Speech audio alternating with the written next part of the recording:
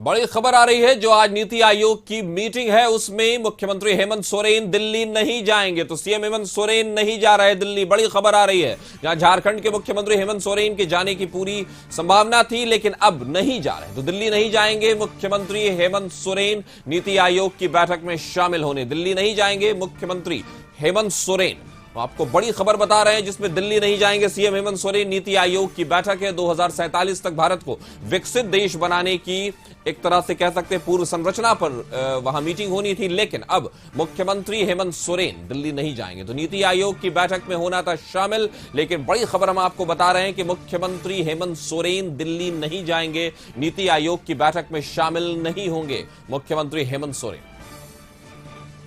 इस खबर पर ज्यादा जानकारी के साथ हमारे सहयोगी राहुल हमारे साथ जुड़ गए। राहुल, बड़ी खबर, जहां अभी तक मुख्यमंत्री हेमंत सोरेन जाने की पूरी संभावना थी, बात की जा रही थी, अब खबर आ रही है कि वो नहीं जा रहे हैं। क्या है पूरी बात?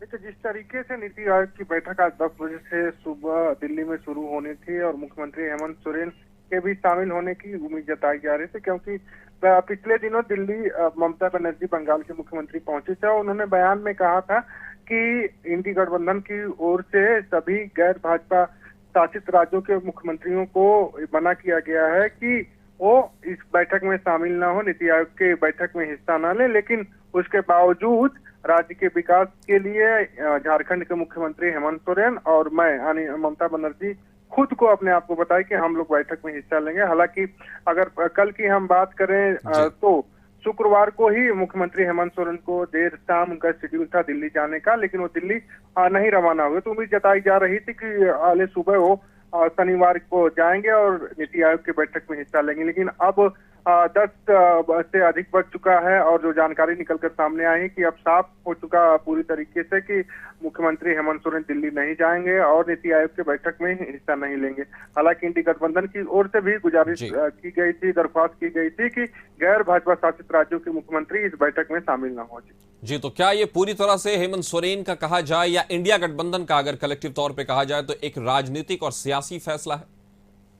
बिल्कुल, आप देखिए जिस तरीके से सीएम जो गैर भाजपा शासित राज्यों के जो सीएम नीति आयोग की बैठक में शामिल नहीं हो रहे हैं, इससे साफ एक संदेश इंडिया गठबंधन देने का काम किया है कि नीति आयोग की बैठक में मुख्यमंत्रियों का नहीं आना ये दर्शाता है कि इंडी गठबंधन पूरी तरीके से मजबूती से एकजुट है।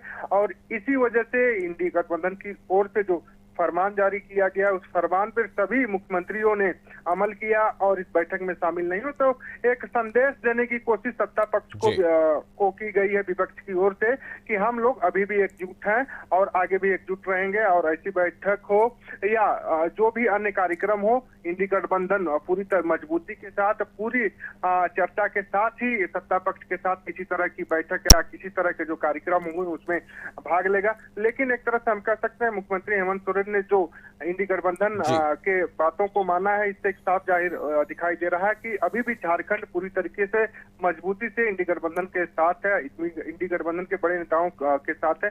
अभी किसी तरह की कोई भी अनहोनी या कह सकते हैं कि किसी तरह की फूट की बातें सामने नहीं है। लेकिन उम्मीद जताई जा रही है कि जो विधानसभा चुनाव होने वाले हैं झारखंड में, उससे पहले कोई सिनेरियो इंडी गठबंधन में बदल सकता है।